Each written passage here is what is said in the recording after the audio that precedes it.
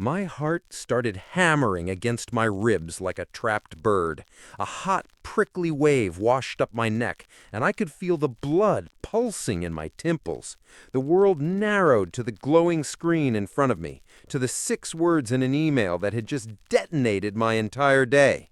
My fingers were already hovering over the keyboard, ready to unleash a tactical nuke of a reply. I was 90 seconds away from sending a message that would have destroyed my relationship with my brother forever. And the crazy part? I didn't even know I was on a clock. We've all been there, right? That moment when a single comment, a look, or a traffic maneuver flips a switch inside you. We've heard the theory, the famous 90 seconds rule. The idea that the actual chemical rush of anger, the physiological storm, floods your system and then completely dissipates in about a minute and a half. It's a fantastic piece of knowledge, but knowing the theory while you're standing in the middle of a fire is like having the blueprint for a fire extinguisher that you haven't built yet. It's useless. What no one tells you is what to do in that sacred, terrifying 90-second window. That's the real secret. It's not about willpower. It's not about suppressing the rage or pretending you're a Zen master. It's about having a concrete, step-by-step emergency protocol, a plan so simple you can execute even when your brain is screaming and your vision is turning red.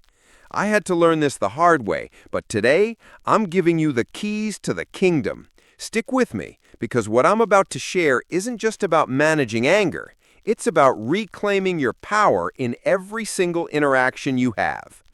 The first step has nothing to do with your mind. Forget logic. Forget reason. Your rational brain has checked out. It's offline. Your ancient reptilian brain is at the controls, and it only speaks one language: survival. So you have to speak its language. You have to hijack your own nervous system back from the brink. The first thing I did, staring at that email, wasn't to think, it was to feel. I slammed my hands down on my desk, not in anger, but to feel the cold, solid wood beneath my palms. I forced myself to feel the pressure of my feet inside my shoes, pushing into the floor. This is the first tool, the physical anchor. Your rage wants to pull you into a swirling vortex of thoughts about the past and fears about the future. Your body is the only thing that exists in the present moment, so you grab onto it like a life raft. A simple way is to just focus on your feet on the ground, the solid connection to the earth. Feel the weight, the pressure. Then take one deliberately slow breath. Inhale to the count of 4, hold for 4, exhale to the count of 6. That single conscious breath can be the circuit breaker your brain desperately needs. By doing this, the initial tidal wave of rage crests. It hasn't disappeared, but it's no longer a tsunami threatening to drown you. It's just a wave, and you can survive a wave. But that's just the first layer of defense. You've grounded yourself, but the threat, the person, the situation, is often still right there, waiting for your response. This is where most people lose the battle. They think they have to engage immediately. That's a trap. Your next move isn't to fight back. It's to build a wall. Not a permanent one, but a temporary verbal shield that gives you the time you need. And this next part? This is where the real magic happens. I call them shield phrases. And I thought once I'd learned them that I had the secret, that I was invincible.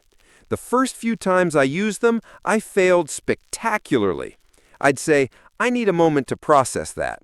But inside that moment, I was just silently fuming, rehearsing my comeback. I learned that just buying time isn't enough. It's what you do with that time that matters. So let me give you the phrases, and then I'll show you the final step that actually makes them work. The first shield, I need a moment to process that. It's calm, it's fair, and it's almost impossible to argue with. The second, more advanced shield, help me understand, are you saying that, and then you rephrase their accusation. It forces your brain out of attack mode and into analysis mode. But the most powerful shield is the boundary. This is clearly important, and I want to give it the attention it deserves. Let's take 10 minutes and reconvene. This isn't running away. It's a strategic retreat. You are taking control. So you've anchored your body, you've built a verbal shield to buy yourself time. The 90-second chemical storm is passing. Now what? Now comes the final and most transformative step, the one that turns simple self-control into true self-mastery. It's the mental compass. In that space you've just created for yourself, you ask one question. Not, why are they doing this to me? Not, how can I win this argument? But this, what will the version of me that exists tomorrow be proud of? Let that sink in. What will the me of tomorrow be proud of? This question is a time machine. It instantly transports you out of the reactive, wounded present and into the perspective of your higher self. The self that has values, the self that wants to be seen as composed, fair, and strong. The answer is never ever the version of me that sent that nasty message or the one who screamed back in the parking lot. The answer is always the person who acted with integrity, who chose dignity over drama. That day, staring at my screen, my hands on the desk, that's the question I asked myself. The M of tomorrow would be proud that I didn't escalate.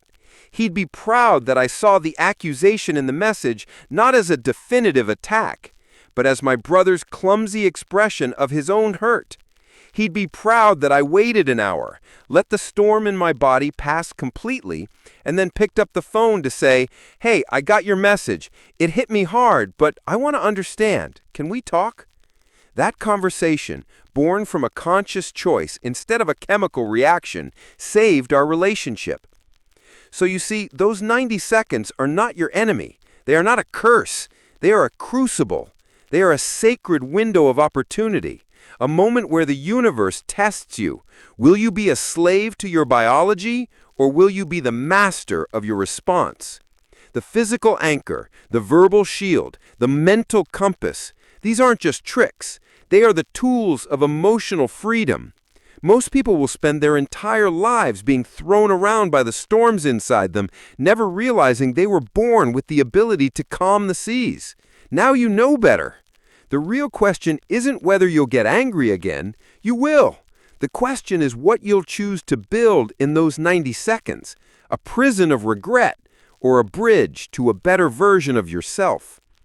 And what if I told you the goal isn't just to survive these triggers, but to use them as a map that leads directly to the old wounds and hidden insecurities that these situations are actually pointing to?